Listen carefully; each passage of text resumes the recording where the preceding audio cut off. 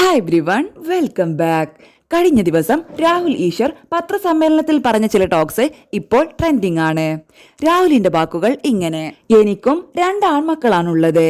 നാളെ അവർക്കോ നമ്മുടെ സഹോദരങ്ങൾക്കോ അങ്ങനെ ഒരവസ്ഥ വന്നാൽ എന്ത് പറ്റുമെന്ന് നിങ്ങൾ ആലോചിച്ചിട്ടുണ്ടോ?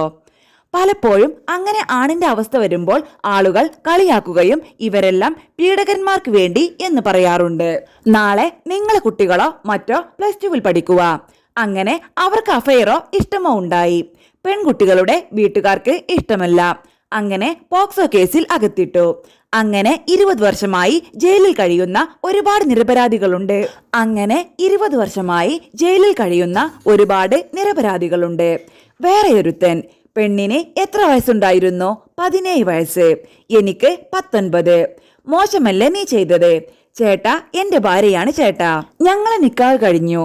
ഈ പെൺകുട്ടി സ്കൂളിലെ കൗൺസിലിംഗിൽ പറഞ്ഞു ഞങ്ങൾ തമ്മിൽ ഇന്റിമേറ്റ് മൊമെന്റ്സ് ഒക്കെ ഉണ്ടായിട്ടുണ്ടെന്ന്. ആ കൗൺസിലർ റിപ്പോർട്ട് ചെയ്തു.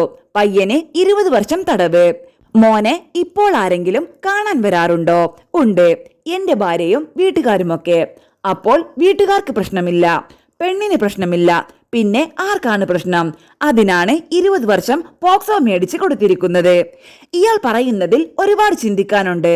മറ്റുള്ളവരെ ഓർത്ത് ഒരാളുടെ കണ്ണ് നിറയുന്നുണ്ടെങ്കിൽ ലക്ഷക്കണക്കിന് ആണുങ്ങൾക്ക് പറയാനുള്ളത് രാഹുൽ പറഞ്ഞു. This man is fire.